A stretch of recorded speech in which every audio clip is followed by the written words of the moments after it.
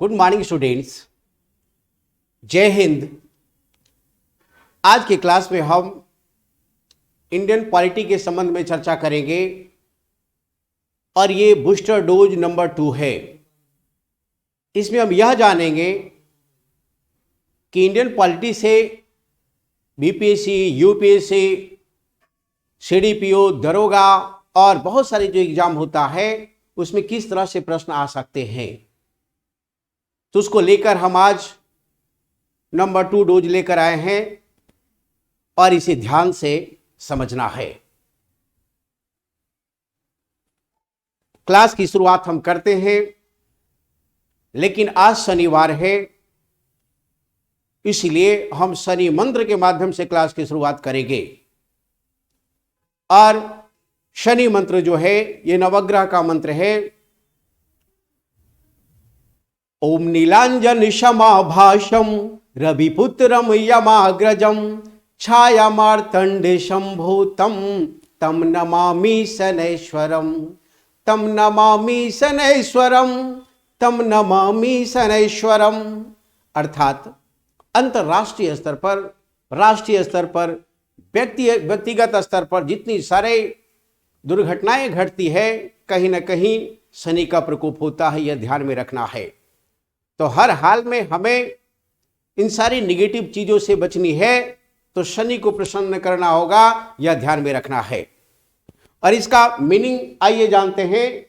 नील अंजन के समान जिनकी दीप्ति है, जो भगवान सूर्य के पुत्र हैं और यमराज के भ्राता हैं और सूर्य के छाया के रूप में उपस्थित हैं, उन शनि देवता को मैं प्रणाम करता हूं। इसी के साथ हम चलते हैं अपना टॉपिक पर, और हमारा topic Indian polity booster dose number 2 है, ध्यान में रखना है। चलते हैं।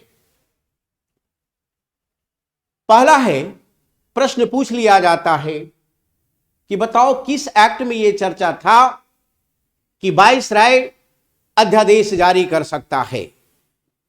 तो यह इसका चर्चा जो है 1861 के अधिनियम में है, इसे ध्यान में रखना है।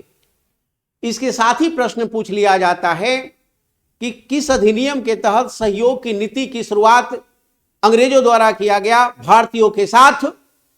क्योंकि आप जानते हो 1857 का जो विद्रोह था, उसके बाद उन लोगों को ऐसा लगा कि कहीं ना कहीं भारतीयों को मिलाना होगा, मिलकर चलना होगा, अन्यथा यहां शासन करना मुश्किल हो जाएगा।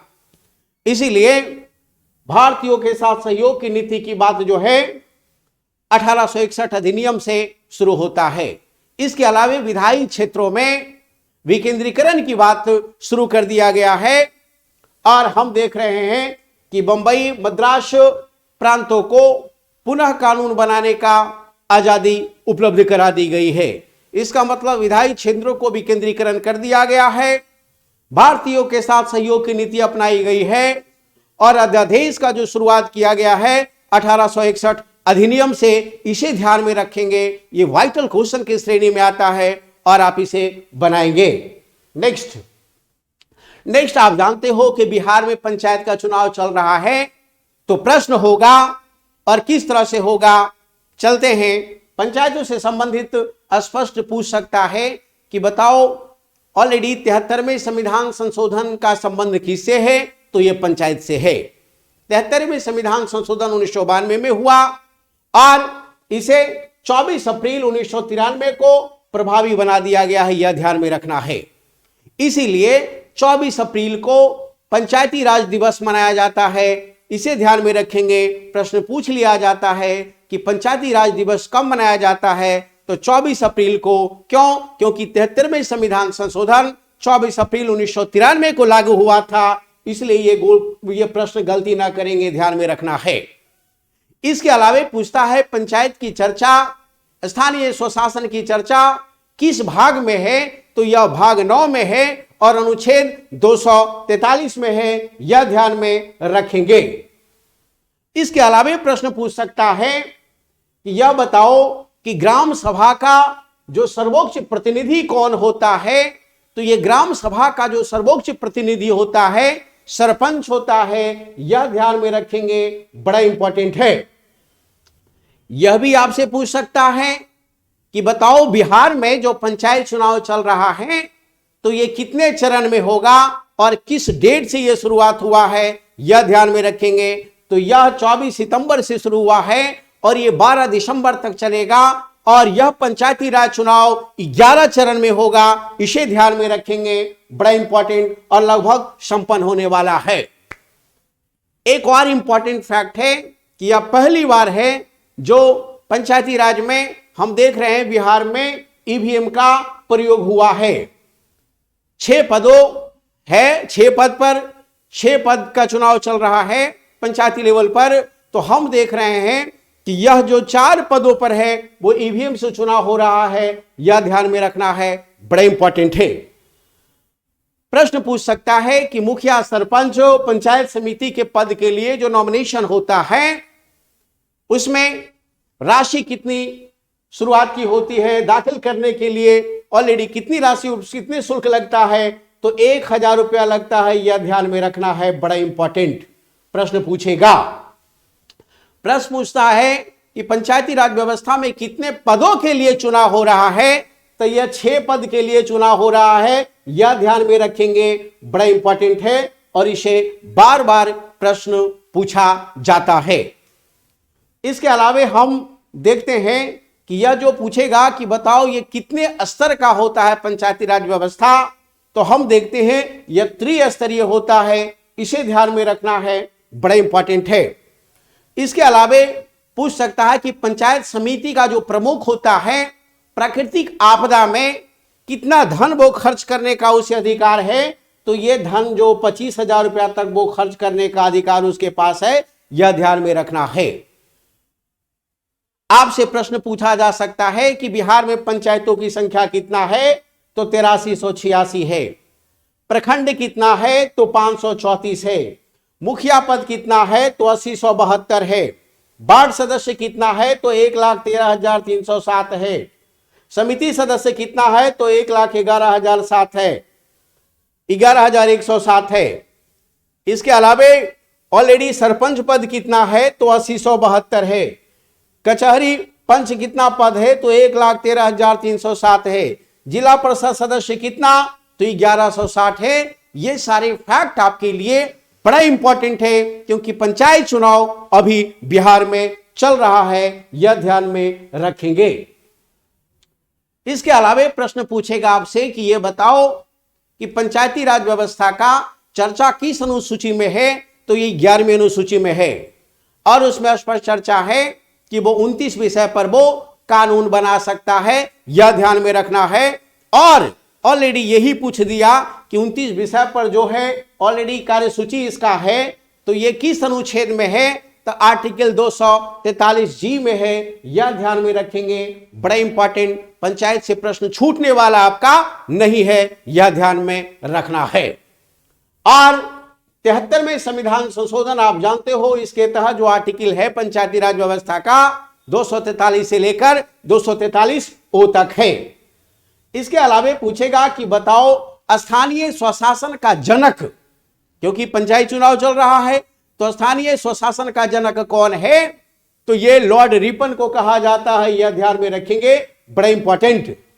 इसके अलावा प्रश्न पूछेगा कि बताओ त्रिस्तरीय पंचायती राज व्यवस्था का जो भारत में लागू हुआ स्थानीय स्वशासन के रूप में, तो यह किस समिति के रिकमेंडेशन पर लागू हुआ, किसने सिफारिश किया था, तो यह बलवंत राय मेहता समिति ने सिफारिश किया था 1957 में।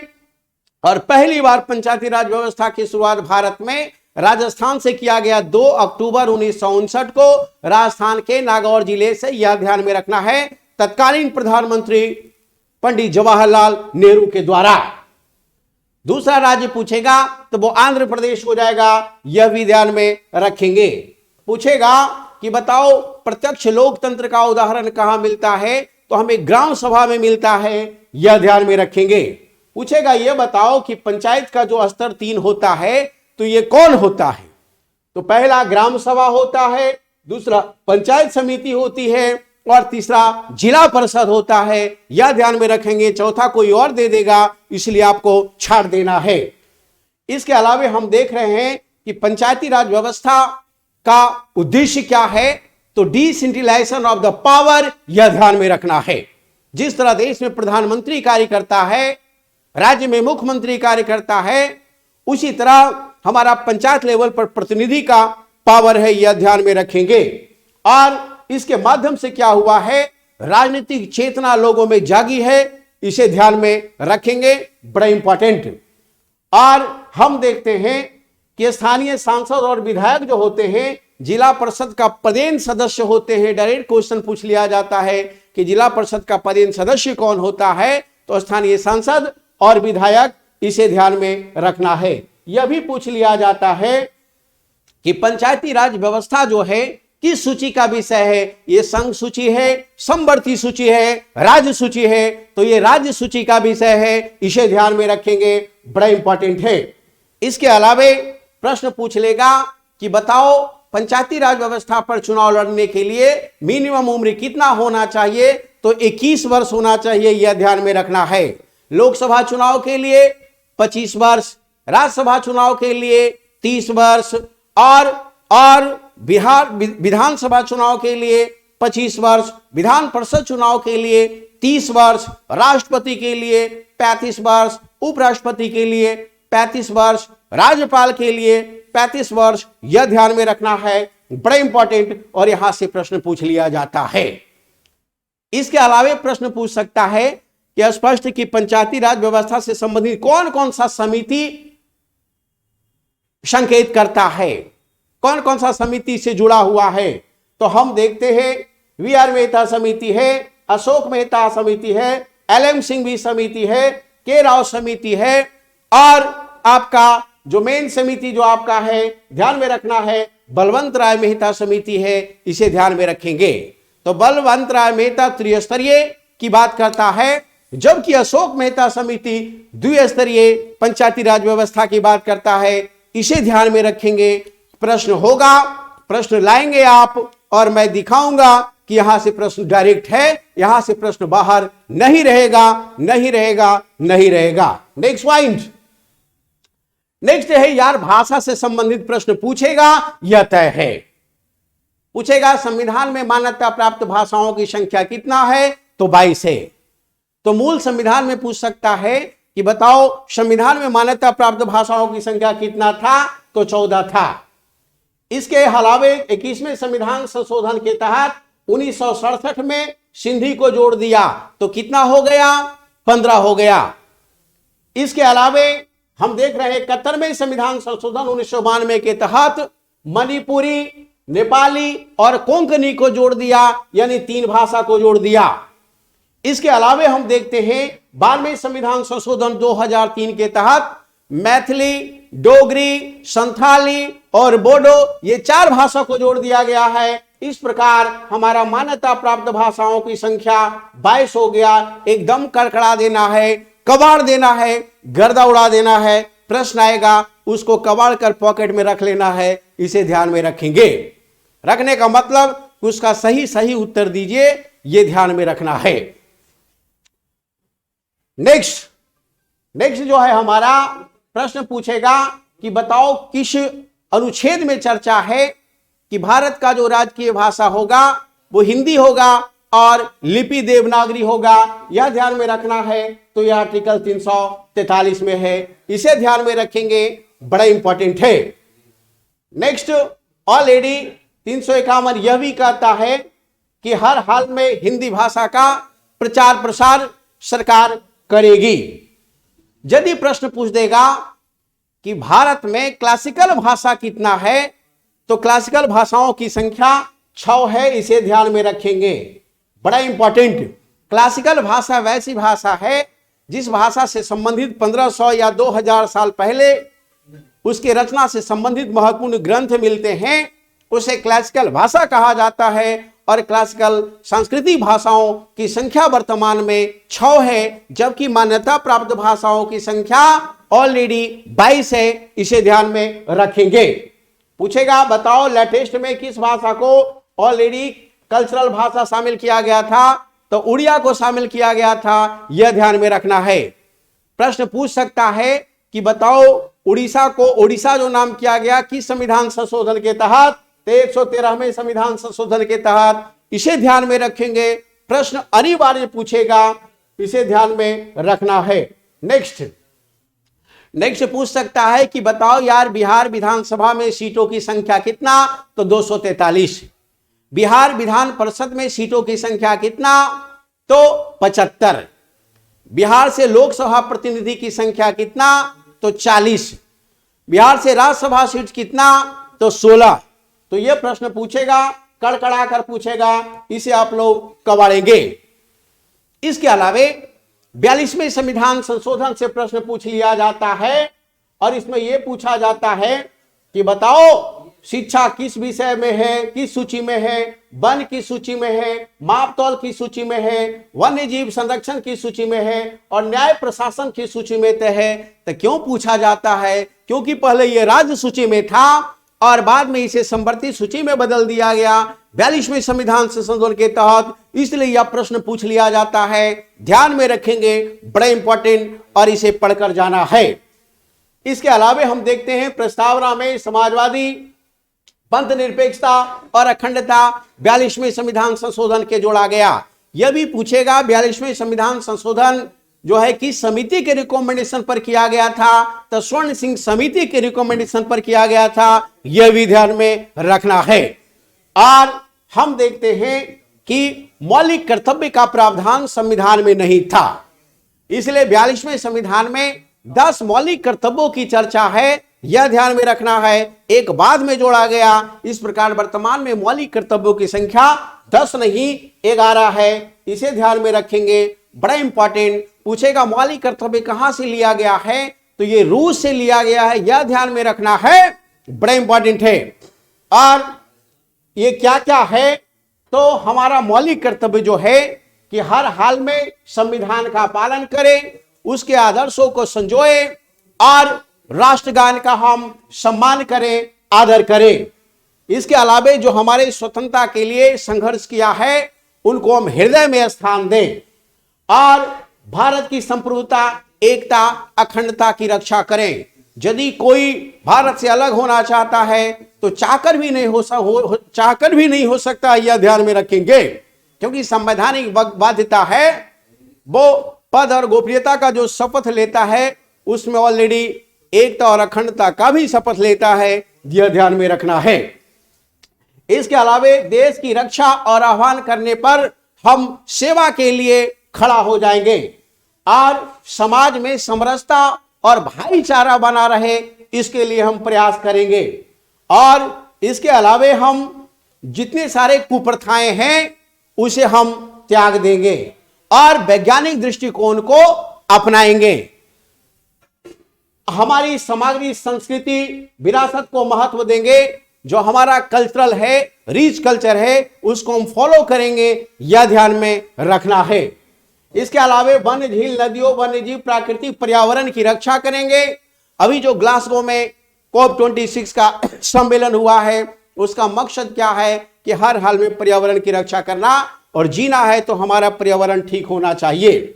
सार्वजनिक संपत्ति की रक्षा करेंगे और हिंसा से दूर रहेंगे, यह ध्यान में रखना है, क्योंकि हिंसा करते हैं, हड़ताल के समय जो हिंसा होती है, इसलिए वहां पर राष्ट्रीय संपत्ति की क्षति होती है और इससे हमें बचना है, यह मौलिक कर्तव्य है। दुर्भाग्य की बात है यार कि 99% लोगों को यह पता नहीं है कि मौलिक कर्तव्य क्या है, पालन करना तो दूर है। इसलिए हर हाल में इसे पाठ्यक्रम में शामिल करना चाहिए और इसका गायन होनी चाहिए राष्ट्रगान की तरह, इसे ध्यान में रखेंगे। इसके अलावे जो सामूहिक गतिविधि है वहां पर हम भाग लेंगे और अपने नेतृत्व कुशलता और क्षमता का प्रदर्शन करेंगे। इसके अलावे हर माता पिता का यह कर्तव्य है कि 6 से 14 वर्ष के जो बच्चे हैं उसे हम शिक्षित करेंगे, क्योंकि शिक्षित समाज ही रियल में राष्ट्र का निर्माण करेगा और अंतरराष्ट्रीय स्तर पर हमारी पहचान बढ़ेगी। 11वां मौलिक कर्तव्य यही है, इसे ध्यान में रखना है। नेक्स्ट, शिक्षा की बात आती है तो एक हमारे सामने कोटेशन है कि ज्ञान वो सबसे शक्तिशाली हथियार है जिससे आप पूरी दुनिया को बदल सकते हैं, यह ध्यान में रखना। ये ज्ञान है क्या? तो ज्ञान का मतलब अपने इंद्रियों पर पूरी तरह नियंत्रण और उसका सदुपयोग करना, यही ज्ञान का सार है। यह ध्यान में रखेंगे अकॉर्डिंग टू गीता। तो ध्यान में रखना है, ज्ञान पर जोर दिया गया है और ज्ञान वह प्रकाश है जो हमारे जीवन के साथ साथ समाज को भी प्रकाशित करता है। ज्ञान के क्षेत्र में हम अव्वल रहें, चाहे पड़ती हो धूप कड़ी, चाहे बरसा की लगे झड़ी, नस नस पर हम कट जाएंगे लेकिन पढ़ने जरूर हम आएंगे। यह ध्यान में रखना है। पढ़ाई का अलग जगाना है, ज्ञान का अलग जगाना है, ध्यान का अलग जगाना है, त्याग का अलग जगाना है और भारत को नंबर 1 बनाना है। ध्यान में रखना है। भगवान कृष्ण के द्वारा गीता का अंतिम अध्याय स्पष्ट है, यत्र योगेश्वरम कृष्णो यत्र पार्थो धनुर्धरः तत्र श्री विरजयो भूति ध्रुवम नीतिमर्तिमम, तत्र श्री विरजयो भूति ध्रुवम नीतिमर्तिमम। अर्थात जहां गुरु है वहां शिष्य, जहां शिष्य है वहीं पर शांति है, संयम है, सफलता है, शालीनता है, सजगता है, संस्कार है और संप्रभुता है। यह ध्यान में रखेंगे तो हर हाल में ज्ञान को, हमें ज्ञान आधारित समाज को आगे बढ़ाना है। आगे बढ़ेगा और लोग पढ़ेगा, जब पढ़ेगा तभी आगे बढ़ेगा। चलते हैं अगला पॉइंट। अगला पॉइंट हमारा है, प्रश्न पूछ लिया जाता है कि बताओ कंसोलिडेटेड फंड का चर्चा कहां है, कंटीजेंसी फंड का चर्चा कहां है। कंटीजेंसी का मतलब आकस्मिक निधि की चर्चा भारतीय संविधान अनुच्छेद 267 में है। इसमें स्पष्ट कहता है कि सरकार को खर्च करने के लिए संसद की अनुमति नहीं लेनी होगी, इसे ध्यान में रखेंगे। जबकि जो हमारा संचित निधि है वहां पर जो भी खर्च किया जाएगा संसद की अनुमति के बगैर नहीं खर्च किया जाएगा, यह ध्यान में रखना है। आकस्मिक निधि पूछेगा तो 267 और यदि संचित निधि पूछ दिया तो ऑलरेडी इसका चर्चा होगा 266 में, इसे ध्यान में रखेंगे। इसके अलावा सर नोटा से प्रश्न पूछ देगा और वीवीपैट से प्रश्न पूछ देगा, यह ध्यान में रखना है। तो नोटा का मतलब नॉन ऑफ दी एबव होता है, अर्थात ईवीएम जो मशीन होता है उसमें जो लास्ट बटन नोटा होता है और सुप्रीम कोर्ट के डिसीजन के अनुसार ऑलरेडी हर हाल में उसके बहाल किया गया कि जो भी मतदाता हैं वो मतदान केंद्र पर आए। चुनाव में हम मत देना नहीं है, देना है या नहीं देना है ये उनका निर्णय होगा। तो मान लिया कि जितना सारा प्रत्याशी खड़ा है वो ठीक ठाक नहीं है तो हम वोट नहीं देंगे और नोटा बटन दबा देंगे। इसका इलेक्टोरल वैल्यू नहीं है, चाहे कितना भी वोट आ जाए, ध्यान में रखना है। लेकिन एक मैसेज तो चला जाता है यार, यदि नोटा का वोट अधिक हो जाता है तो मैसेज चला जाता है कि यहाँ का जो प्रतिनिधि है वो सही नहीं है, तो उस पर एक मानसिक दबाव पड़ेगा कि हम सही बनकर दिखाएंगे। तो नोटा एक प्रकार से मतदाता का जो है रुष्टता दर्शाता है, वो नाराजगी दर्शाता है और इससे सीख मिलेगा, यह ध्यान में रखना है। सबसे पहले इसे छत्तीसगढ़ में लागू किया गया था, चुनाव में, ध्यान में रखेंगे 2013 में। वीवीपैट का पूरा नाम पूछेगा, voter verifiable paper audit trail, यह ध्यान में रखना है। और यह प्रश्न 64वीं बीपीएससी में था, इसे ध्यान में रखेंगे कड़कड़ाकर। नेक्स्ट पूछेगा कि यार बताओ एनजेएसी का चर्चा किस संविधान संशोधन में था। तो ऑलरेडी 99 संविधान संशोधन 2014 में था, जिसे सुप्रीम कोर्ट खारिज कर दिया कि यार तुम जिस तरह से ये काम कर रहे हो यह ठीक बात नहीं है, इससे नेपाल का स्वतंत्रता जो है प्रभावित होता है। तो इसका संबंध किससे? इसका संबंध यह है कि जो कोर्ट में न्यायाधीश बनेंगे उसके लिए बनाने के लिए एक आयोग होगा और इसका निर्माण सरकार करेगी। इसे ऐसा लगा कोर्ट को कि ना, इससे तो लगता है ये राजनीतिक पार्टी अपने लोगों को न्यायाधीश बना देगा और न्याय को अपने पक्ष में कर लेगा, इसलिए न्यायपाल का इसे खारिज कर दिया है। डायरेक्ट क्वेश्चन पूछेगा कि किसे असंवैधानिक करार दे दिया है 99 संविधान संशोधन 2014 को, ध्यान में रखना है। इसे हमने अभी पढ़ लिया है। चलते हैं नेक्स्ट।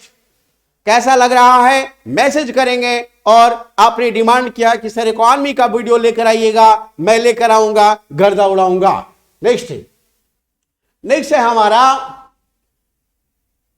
हमारा कि मातृत्व लाभ संशोधन से प्रश्न पूछता है कि यदि कोई नौकरी कर रही है और मान लिया कि वो मां बनने वाली है तो मातृत्व लाभ अवकाश जो है सरकार कितना किया है, तो ये 2 तरह का अवकाश है, यह ध्यान में रखेंगे। 2 बच्चे तक जो अवकाश है ऑलरेडी 12 सप्ताह से बढ़ाकर उसको कर दिया है 26 सप्ताह, और 2 बच्चा से यदि तीसरा बच्चा होने वाला है तो उसका जो अवकाश है ऑलरेडी अभी 12 सप्ताह ही है, यह ध्यान में रखेंगे।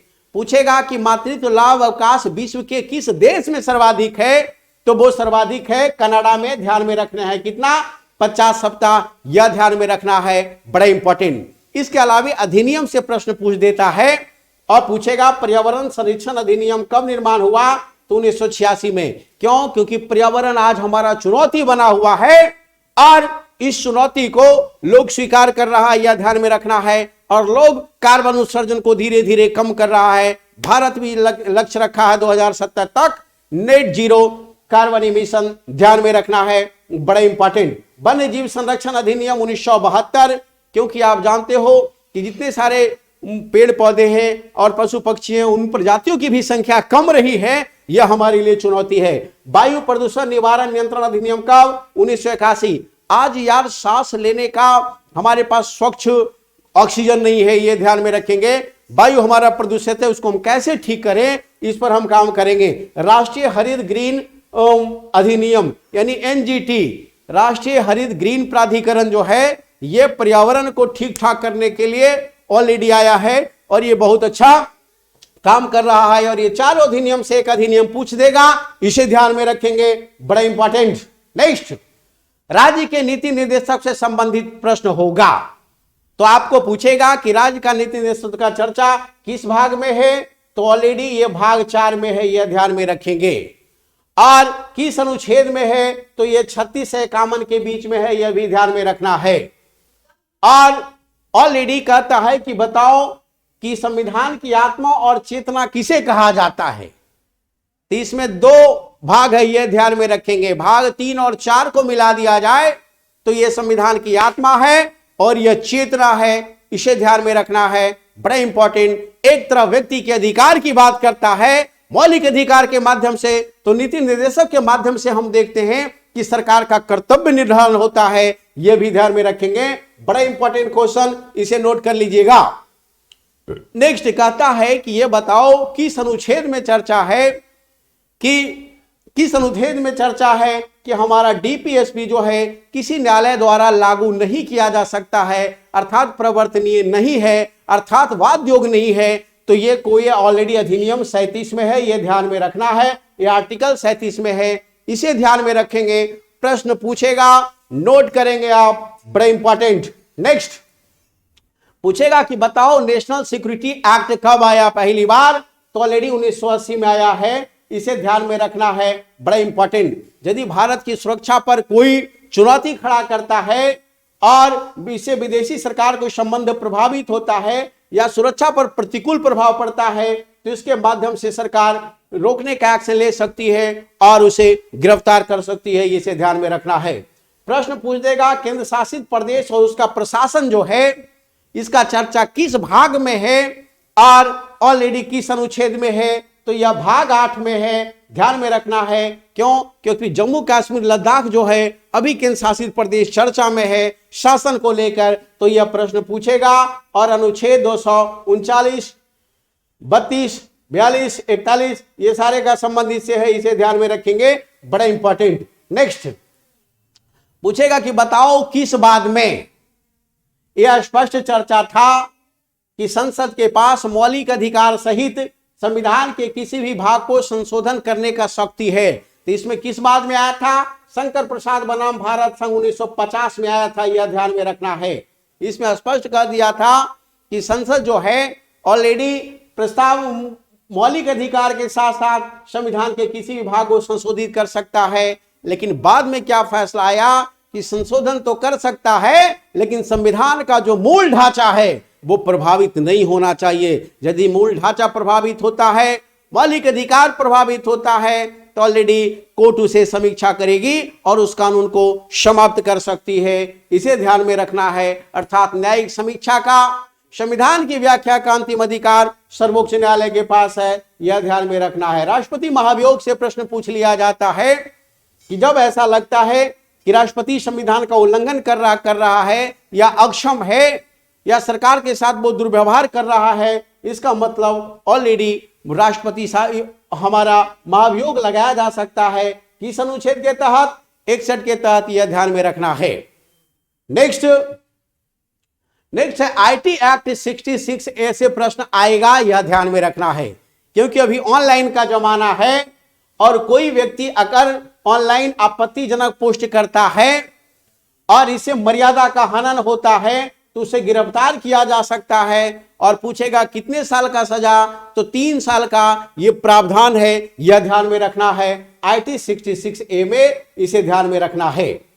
इसके अलावा पूछ देगा समवर्ती सूची से प्रश्न पूछेगा, ध्यान में रखना है, क्योंकि केंद्र राज्य संबंध को लेकर अभी काफी गर्म अभी टॉपिक है। इसमें स्पष्ट पूछ देगा आपराधिक कानून का चर्चा किसमें, तो समवर्ती सूची में। जनसंख्या नियंत्रण का चर्चा किसमें, तो समवर्ती सूची में। परिवार नियोजन का चर्चा किसमें, तो समवर्ती सूची में।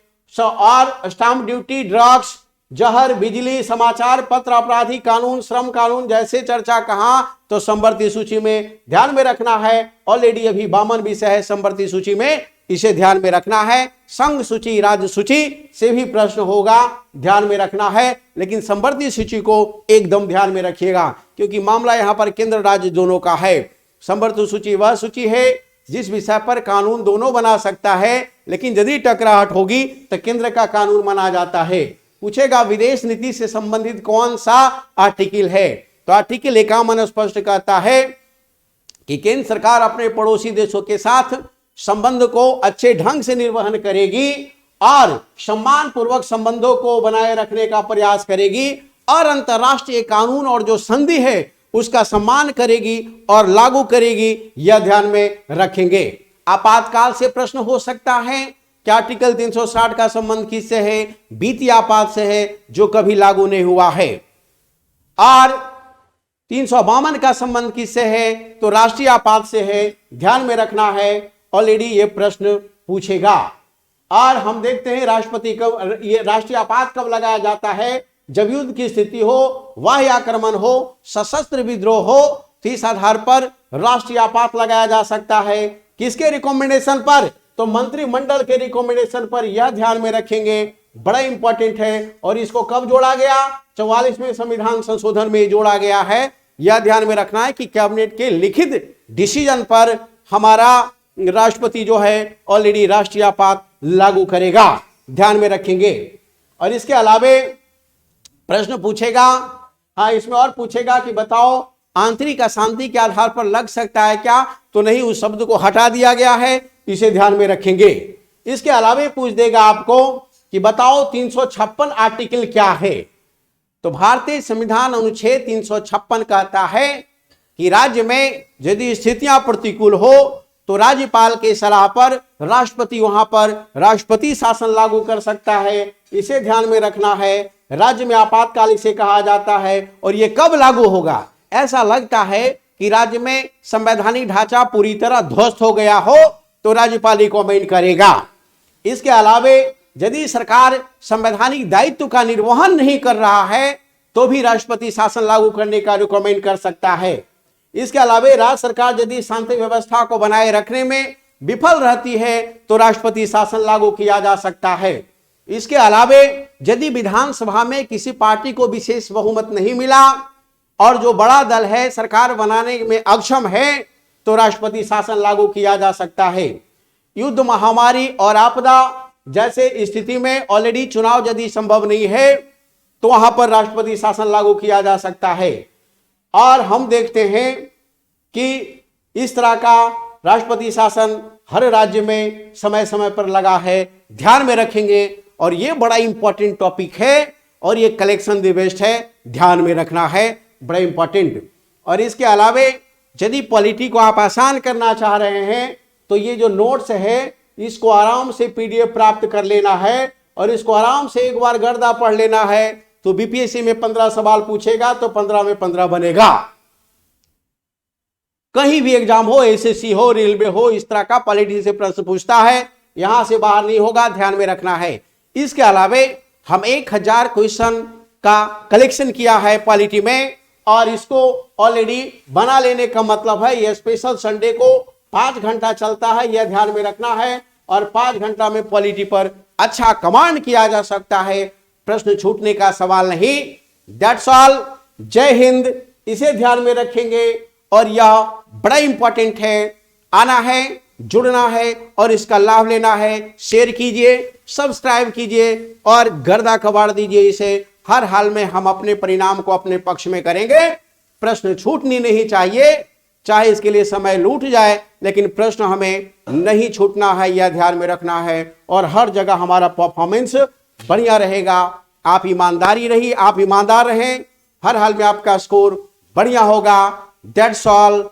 जय हिंद, जय भारत, जय Bihar. Let it be now.